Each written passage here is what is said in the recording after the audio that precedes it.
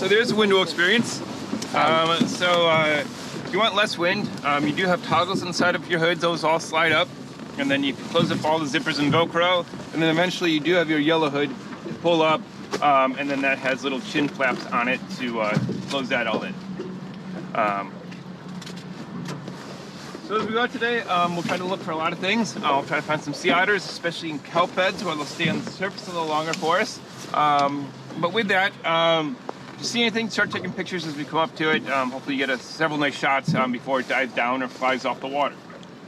So other things we'll see, bald eagles, and then a lot of birds who make their home on and under the water. Birds that actually swim better through the water than they fly through the air. And then my plan is to go out through these islands, out across the sound, check out some islands across the sound, and then eventually over to the volcanic coast to cruise off island and check that shoreline out. Does anyone have any questions right now?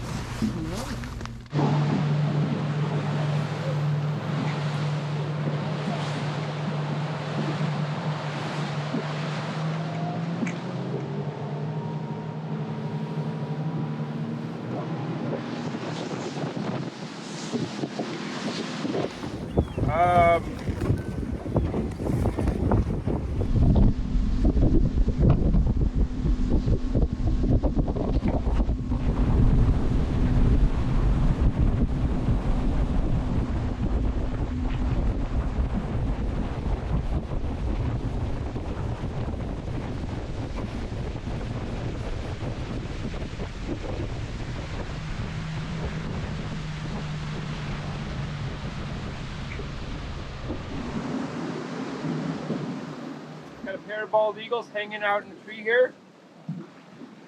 About 11 o'clock. Oh, yeah.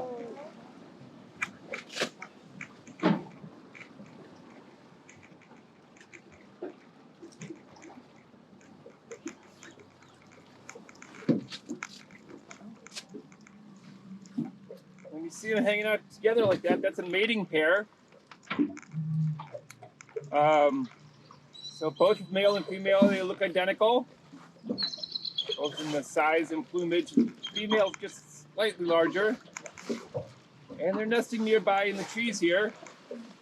They don't sit on their eggs unless they need to defend them, but they'll mate for life and use the same nesting site. And their eggs will hatch in about another month or so. And then they'll start paying attention more to the nest once their eggs hatch and they start to feed those young. Also, you can see the ones high in the trees there, how the head blends with the sky, part of their camouflage. Otherwise, you look at a bird at eye level, and you're like, why is it so bright against the background? But it's actually designed. Their plumage is designed to camouflage them when they're looking down on things. And they get that plumage about 3 to 4 years. Before that, immatures have a molted plumage, which sometimes is often confused with a golden eagle, which we do not have in Sitka. Oh, yeah.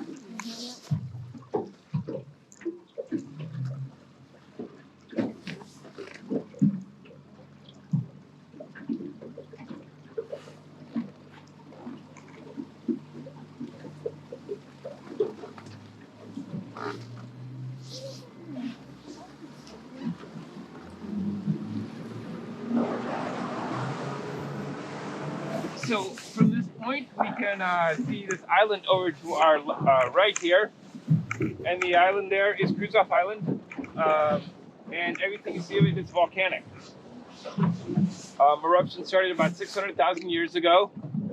And they started with basalt flow. And basalt's very fast and fluid lava, creating a lot more topography out into the ocean along the shoreline. And it'll create a lot of the islands that we'll go to, especially the underwater areas where it gets shallow. Then it became andesite basalt, and we'll see some blocky lava. It's made up of lava that has a lot of silica in it. And the hardens and cools, it crystallizes and turns into blocks of lava. The last set of eruptions were all ash pumice. And pumice is a rock that has a lot of gases in it. It tends to float, and that is what Mount Edgecumbe is made out of. Can't really see it right now because it makes its own weather system. So it's starting at the left side of the island, rising up into the clouds.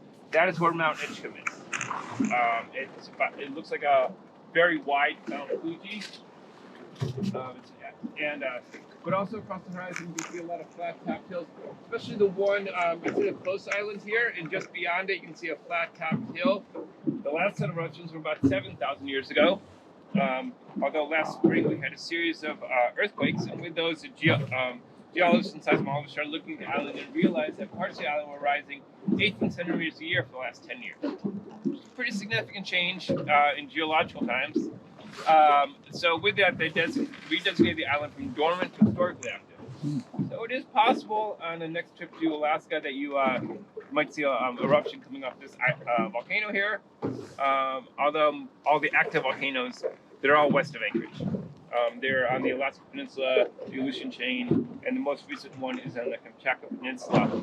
That erupted last month and sent an ash cloud across Alaska, and that disrupted a lot of our air travel, especially around Anchorage. Schools, big rafts of birds sitting over bait balls of fish, some tiny fish. A whole bunch of eagles hanging out here. You can see about 4 over there hanging on the rocks, waiting for the fish to come to the surface.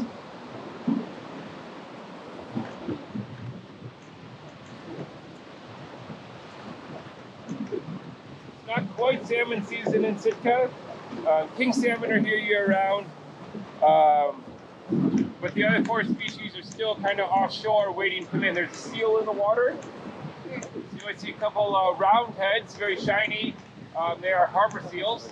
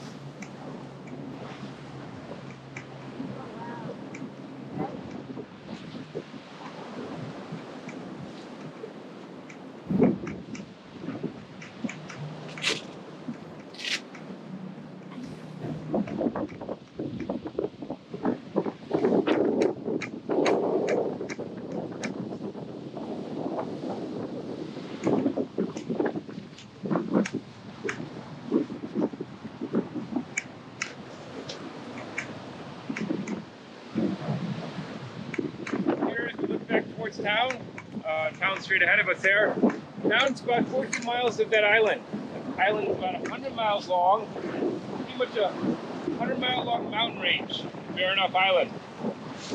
It's also the tallest non-volcanic island in the U.S. The highest peak is 5390.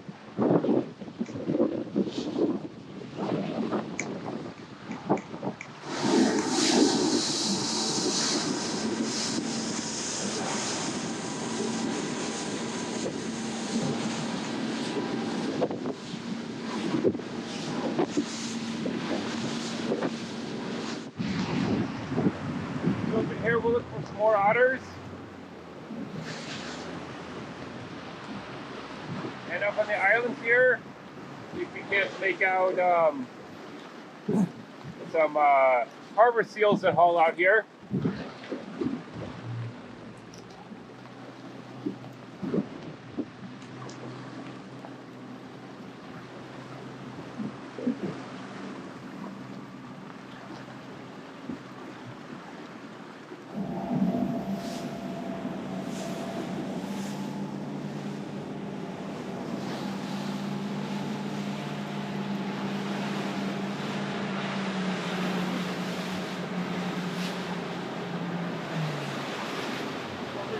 Right, coming up, the Raft Otters.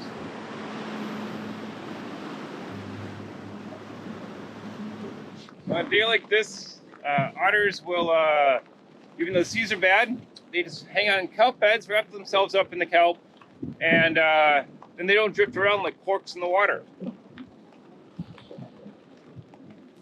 They also raise their pups in kelp beds because the kelp offers both protection and also an anchor. Mother can dive down, leave the pup on the surface, dive down, and the pup is right where she left him.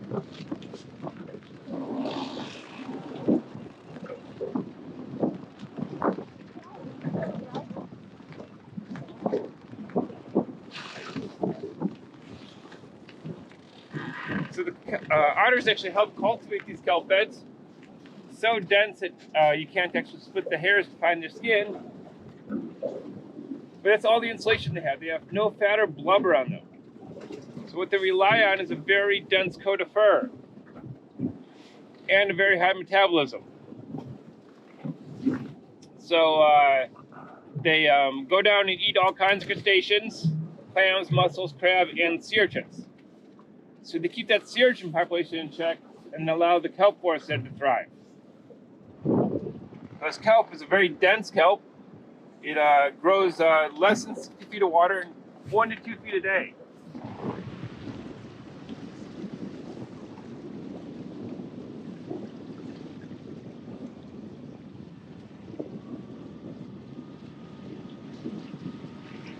Another one on our right there, hanging out watching us.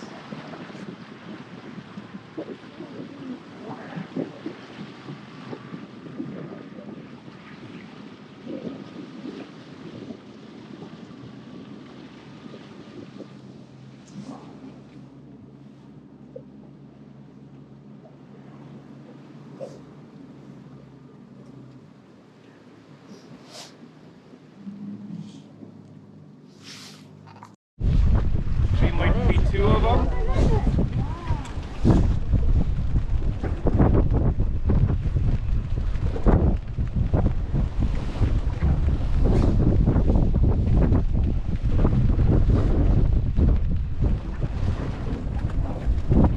My boat's out of gear and we're drifting right now, so we might get a little closer. And it's right under the boat right now. The front of it. Across the bow here.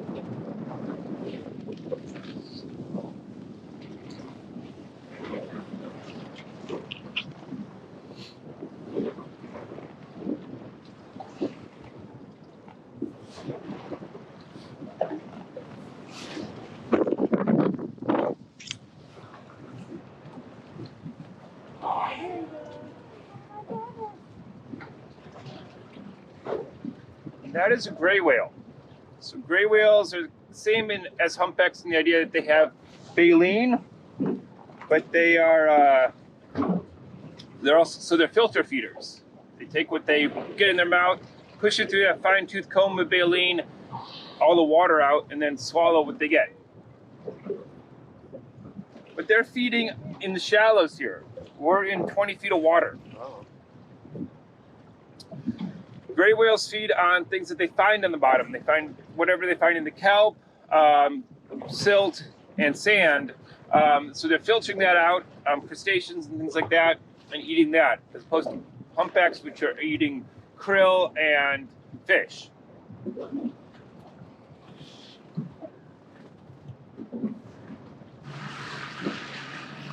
as we go along shoreline, you'll notice all the black beaches. It's all made up of eroded basalt. It's all eroded lava making up all the beautiful beaches on the island.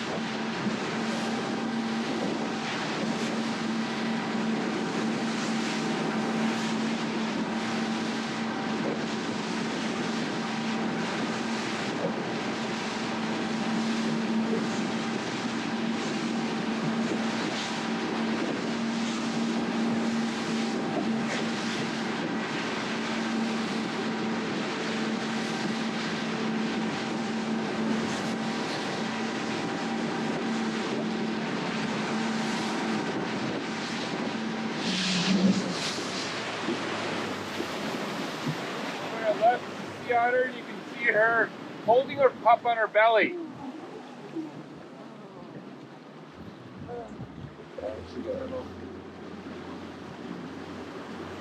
They'll hold their pup all summer long. Eventually the pup will be as large as the mother.